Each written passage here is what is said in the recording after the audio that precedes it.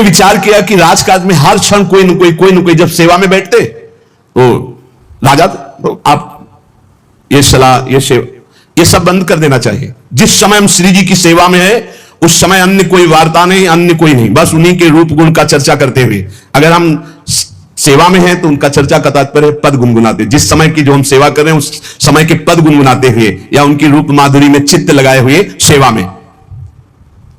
इससे बड़ी कोई बात नहीं। यदि सेवा मिल गई श्री जी की तो आप ये समझ लीजिए कि आप श्री जी के पास जाने का पास मिल गया आपको। बड़े बड़े महापुरुषों ने कहा भजन करना, साधना करना, यह सब हो सकता है, लेकिन प्रभु की सेवा में अनुराग, गुरु की सेवा में अनुराग, संत सेवा में अनुराग, समाज सेवा में भगवत भाव से अनुराग, ये बहुत कठिन बात है। ऊर्ध्वबाहु विरोमेश न कश्चित शृणोति में धर्मादर्थश्च कामश्च किम धर्मम न सेव्यते। भगवान श्री कृष्ण द्वैपायन व्यास देव जी कहते, मैं दोनों हाथ उठाकर कहता हूं, मेरी बात सुन लो, मान लो। सेवा से सब प्रकार की संपत्ति प्राप्त हो जाती है, जो चाहिए आपको, लौकिक पारलौकिक। हाथ उठा के कहता हूं, मेरी बात मान लो। भगवान व्यास देव जी कहते हैं जो सेवा धर्म है, भगवत सेवा, समाज सेवा, भगवत भाव से की हुई सेवा शब्द निष्काम होता है, जहां कोई कामना नहीं की जाती और प्रीत्यर्थ जिसकी सेवा करें उसको सुख पहुंचाने का भाव, तभी सेवा शब्द सार्थक होता है। कोई भी ऐसी कामना नहीं जो सेवा से पूर्ण ना हो जाए। जो सेवा धर्म का आचरण करता है उसके संपूर्ण जीवन में आनंद ही आनंद, सुख ही सुख रहता है। और लोग कहते हैं धर्मात्मा को दुख मिलता है। तुम क्या जानो, तुम बाहरी बात देखकर कहते हो दुख मिलता है। हृदय आनंद में वो डूबता है जो किसी भी वैभव में, किसी भी सुख में, किसी भी अनुकूलता में नहीं होता। अभी आपने सेवा धर्म को स्वीकार नहीं किया। सच्ची कहते हैं, सेवा में जब ये शरीर जाता था तब भी किडनी फेल थी, 20 वर्ष से फेल है। कभी गुरु कृपा से एक दिन का भी चूक नहीं हुई और कभी जानने नहीं दिया कि शरीर में कष्ट है। 7 बजे से लेके कभी कभी 11 बजे तक सेवा का सौभाग्य मिलता, बिल्कुल कभी नहीं जानने दिया। बड़ी से बड़ी सेवा की जो आज्ञा हुई तो वही गुरु बल सब कार्य कराता था। कहीं सेवा में कभी ऐसा में नहीं, जब सेवा के बाद आए तो भले लेट गए, फिर सामर्थ्य नहीं रही भिक्षा भी मांगने की, पर जब सेवा में गए तो एक अपार सामर्थ्य गुरु कृपा से आ जाती थी। सेवा में एक अद्भुत सामर्थ्य है। समस्त कामनाओं के बीज, वासनाओं का नाश करने की सामर्थ्य भगवत सेवा में है। श्री आस्करन जी ने अपनी सेवा को सुरक्षित रखने के लिए, ये नरवरगढ़ के राजा है, राजा को बहुत से कार्य होते हैं, पता नहीं किस समय कौन सी राजकीय व्यवस्था के लिए आवश्यकता पड़ जाए, तो ठाकुर सेवा में एकाग्रता की बहुत आवश्यकता होती है। पत्रावली तो सिर्फ पत्रावली पे ध्यान है, इधर उधर नहीं तो पत्रावली बिगड़ जाएगी, वो पत्रावली मानी नहीं जाएगी आपकी। भोग लगा रहे हैं तो सिर्फ एक एक कवल पे ध्यान है आपका। बैठे हैं, प्यारी जू कैसे पा रहे हैं, हित सजनी जू कैसे पवा रहे, प्यारे जू कौन सी पदार्थ की तरफ देख रहे हैं, लाडली जू कौन से पदार्थ की तरफ देख, पूरी भावना में उसे डूब। श्रृंगार तो श्रृंगार कर रहे हैं, स्नान तो स्नान, मतलब सेवा में तो दंड प्राप्त करेगा, वो दंड उसको मिलेगा। 4 घंटे तक सूचना भी नहीं देनी है। जिस समय वो राधा मोहन जी की सेवा में गए तो द्वारपाल खड़े हो जाते थे, कोई भी अंदर प्रवेश नहीं करेगा। किसी भी तरह की कोई विपत्ति आ जाए, आग लग जाए, फिर भी सूचना नहीं देनी है। 4 घंटे सेवा में ये शिक्षा लेनी चाहिए। अपनी जब ठाकुर सेवा करें, हम कहते तभी करो, सब निपटा लो पहले फिर ठाकुर सेवा करो। ऐसा नहीं है कि जल्दी जल्दी तुम्हारा चित्त कहीं लगा हुआ है। अगर घर गृहस्थी में हो तो हम कई बार एकांतिक में बोल चुके हैं, पहले अपने पति पुत्र की तैयारी कर दो, उनको ऑफिस जाना है, उनको विद्यालय जाना है, सबकी तैयारी कर दो, जय जयकार करके उनको पवाओ, फिर इसके बाद अपने ठाकुर को स्नान कराओ, ठाकुर को भोग लगाओ, निश्चिंत होकर के। चित्तवृत्ति बार बार दौड़ रही है, ठीक बात नहीं। अगर हमें कभी कोई और कार्य हुआ तो हम पहले वो कार्य करते थे, फिर राधा वल्लभ जी के दर्शन जाते थे, क्योंकि हम राधा वल्लभ जी के दर्शन में खड़े वही चिंतन करेंगे, वो उनके पास जाना है तो पहले उनके पास हुआ है, फिर अगर कोई कार्य है तो हम वो निपटा के तब जाएंगे। ऐसी सेवा में अन्य कोई वार्ता नहीं, अन्य कोई चिंतन नहीं, अन्य कोई हमारी क्रिया नहीं, केवल सेवा में तत्पर। इसलिए उन्होंने कठोर नियम लगा रखा था, 4 घंटे तक कोई सूचना भी नहीं देगा। और आप मंदिर में राधा मोहन जी को 4 घंटे स्नान कराना, श्रृंगार कराना, आरती करना, फिर आरती करके भोग आदि सब करके फिर दंडवत करना। दंडवत के बाद जब प्रसाद चरणामृत लेकर उठते तब कोई बात हो तो बता सकते हैं, वो भी बात जब श्री जी की चिक डालकर बाहर निकले। उस समय द्वार पर चौकीदार बहुत सावधानी से कोई भीतर न जाने पावे। देखो महापुरुषों से हमको शिक्षा मिलती कि हम कैसे ठाकुर सेवा करें। ठाकुर जुगल किशोर हमारे, इनकी सेवा हम कैसे करते हैं। आप 4 घंटे एकाग्रचित होकर केवल सेवा में ही डूबे। बड़ा सुख मिलता है।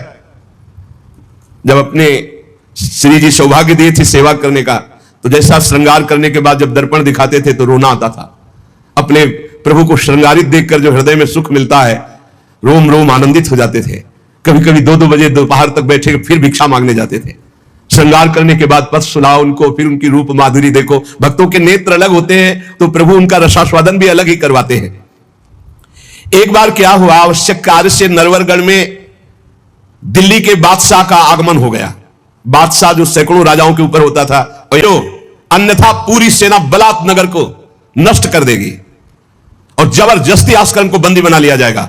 बादशाह का आदेश, देखो परीक्षा होती है। जब यह आदेश हुआ, सेनापति आया, निज दूतों से जो अंगरक्षक द्वारपाल, उनसे कहा, सबने कोई उत्तर नहीं दिया। 4 घंटे तक हम अपने राजा को सूचना भी नहीं दे सकते। जो तुम्हें करना हो करो। यह बड़ी बात है। बादशाह का हुक्म, बादशाह के सेनापति का हुक्म, सेवा में विघ्न ना पड़ जाए इसलिए कठोर नियम लिया था। पर सबके हृदय में घबराहट थी कि अब क्या होगा। जब बादशाह नाराज हो गया, सेना आ गई, सेनापति आ गए, अब क्या होगा। सेनापति ने बादशाह से कहा कि अब क्या हुक्म है। वहां से मना हो गया है। आपकी आज्ञा का उल्लंघन, हमारी आज्ञा का उल्लंघन, हमारा भय दिखाना सब व्यर्थ चला गया। कही कह पठाई, कहो कीजिए लड़ाई, सुनी रुचि उपजाई, चली पृथ्वी पति आयो है। पर्यो सोच भारी, तब बातों विचारी कही, आप एक जाओ गयो अचरज पायो है। सेवा करी सिद्धि साष्टांग होई के भूमि परे, देखी बड़ी बेर पाओ खड्ग लगायो है। कटी गई एड़ी पे टेढ़ी हूं न भौ करी, करी नित नेम रीति धीरज दिखायो है। बादशाह ये बड़ा आश्चर्य हुआ कि ये आस्करन जी के पास सूचना ही नहीं पहुंचाई जा रही और हमारे भय का इसके ऊपर कोई असर नहीं। पर आस्करन जी बहुत साधु प्रकृति के हैं, बड़े प्रियजन हैं, आक्रमण करना तो उचित नहीं, मैं स्वयं जाकर के देखूं क्या बात है। राजा थोड़ा भाव से युक्त हुआ, नहीं तो रजोगुण में फिर ऐसा भाव कहां होता है। पर आस्करन जी की भक्ति का प्रभाव कि उसके ये देखो चल के आखिरकार है क्या। बादशाह स्वयं आया। राजकर्मचारी अब विचार में पड़ गए कि बादशाह को कैसे रोका जा सकता है। सब जितने उनके अंगरक्षक सबको रोक दिया। यह बड़ी बात है। यह है भगवान की आराधना का बल। नहीं, बादशाह को कौन रोक सकता है। एक छोटे राजा ये हैं, उनके सैनिकों ने, द्वारपालों ने रोक दिया और बादशाह से कहा राज आज्ञा का उल्लंघन हम नहीं कर सकते, नाम सूचना दे सकते हैं और ना किसी और को अंदर जाने दे सकते हैं। किसी और को अंदर नहीं जाने दे तो हम जा सकते हैं। बोले हां, आप बादशाह हैं, आप जा सकते हैं, लेकिन आपके साथ कोई नहीं। बादशाह राजी हो गया। देखे आखिरकार अंदर क्या है। वहां जाके देखा तो आस्करन जी की नियमनिष्ठ होते हैं, जो नियम ले लिया उसे तोड़ते नहीं।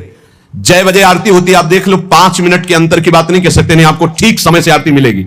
6 बजे वो टहलने के लिए वही उनका समय होगा। महापुरुषों की पहचान होती है, उनकी एक रस दिनचर्या चलती, उनकी दिनचर्या में फर्क नहीं पड़ेगा, शरीर में भले फर्क पड़ा हो, चाहे बुखार हो, चाहे जुकाम हो, चाहे जो भी पीड़ा हो, दिनचर्या में फर्क नहीं पड़ सकता। यह महापुरुषों की पहचान होती है।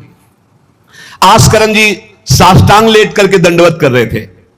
अब को बादशाह जाएगा तो बादशाह कोई साधारण तो है नहीं, उसकी बाजू बंद, उसके सब झनन भनन आवाज तो होती है, पता भी चलता है कि कोई आ गया। मुड़ करके भी नहीं देखा बादशाह की तरफ, बस बार बार साष्टांग दंडवत, खड़ा खड़ा देखता रहा। 108 दंडवत, 2-4 हो तो बड़ी देर हो गई, ना बादशाह से बात, ना सलाम, ना कोई, बस वो अपनी साष्टांग दंड। ये होना चाहिए। आप श्रृंगार कर रहे हैं तो श्रृंगार में ही दृष्टि होनी चाहिए। दंडवत कर रहे हैं तो किसी की तरफ नहीं, सिर्फ दंडवत के सामने प्रिया प्रीतम है, हम बार बार दंडवत कर रहे हैं। ये उपासकों की एक एकाग्रता होती है।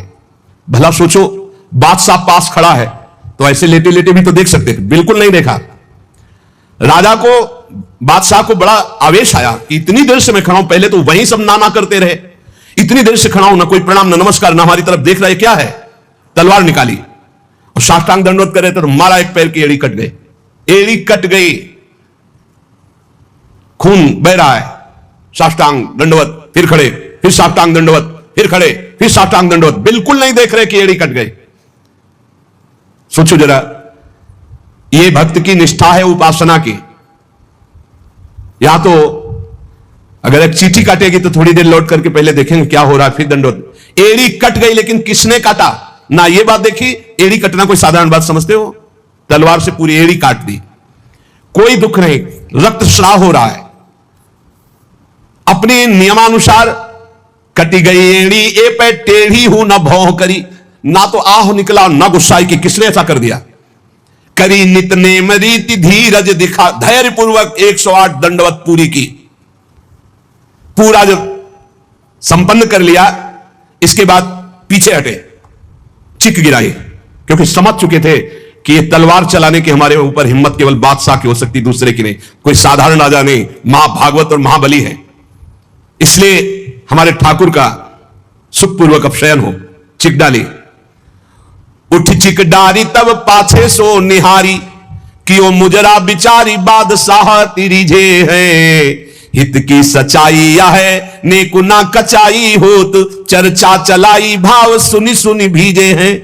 बीते दिन को नृप भक्त सो समायो, पृथ्वीपति दुख पायो सुनी भोग हरि चीजे हैं। करे विप्र सेवा तिन्हें गांव लिख न्यारे दिए, वाके प्राण प्यारे लाड़ करो कहीं धीजे हैं। आस्करण जी ने जब चिक डालकर पीछे मुड़कर देखा तो बादशाह तो शिष्टाचार के अनुसार जोहार किया।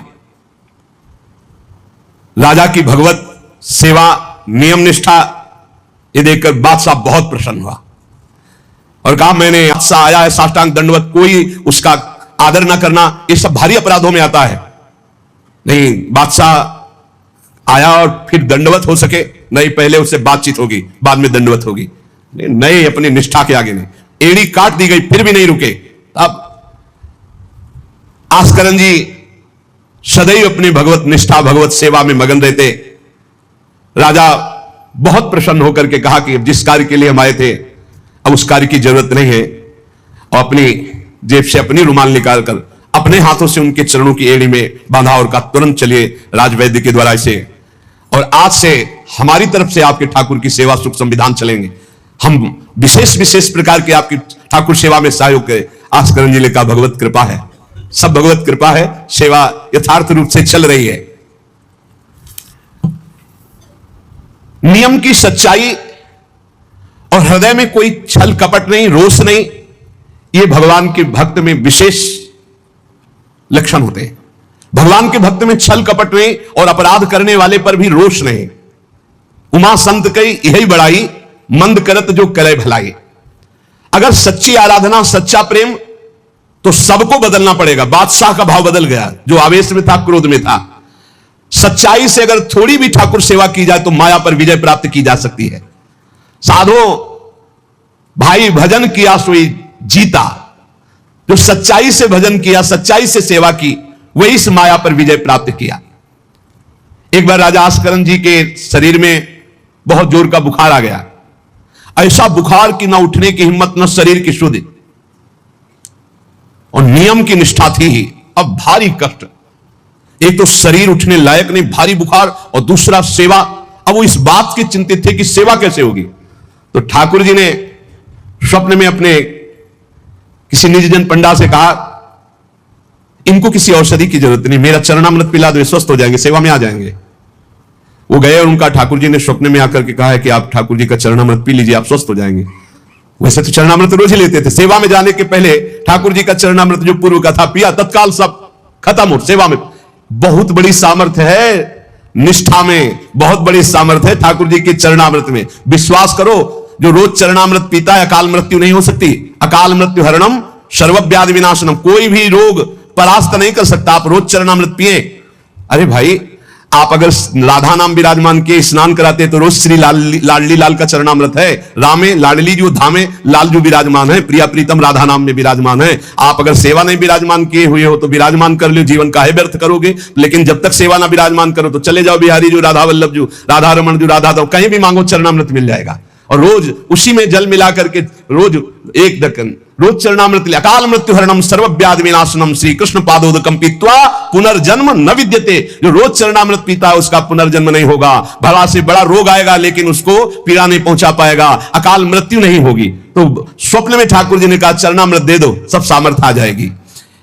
एक बार राजा ने द्वेषवश सेना लेकर, किसी दूसरे राजा ने आपके ऊपर चढ़ाई कर दी, तो आपने व्यर्थ की खून खराबी ना हो, ललकार सुनकर भी आप सेना सहित संग्राम भूमि में यह विचार किया कि युद्ध करने से बहुत लोगों का नाश होता है, इसलिए अपने सब महारथियों को बुलाया और कहा नाम कीर्तन करो। जहां युद्ध के लिए ललकार हो रही वहां नाम कीर्तन शुरू कर दिया। नाम कीर्तन इतनी जोर का कि आनंद में सब झूम रहे, और उधर एक बादल की ऐसी टुकड़ी आई कि इतने ओले बरसे कि जो विपक्षी सेना थी, मैं राजा और विपक्षी सेना सब भाग गए और ये अपनी तरफ कीर्तन ही करते रहे, लड़ना ही नहीं पड़ा। भाव ये है कि जो भगवान में चित्त जोड़ता है, भगवान नाम कीर्तन करता है, भगवत सेवा परायण रहता है, सारे विघ्नों का निवारण स्वयं भगवान करते हैं।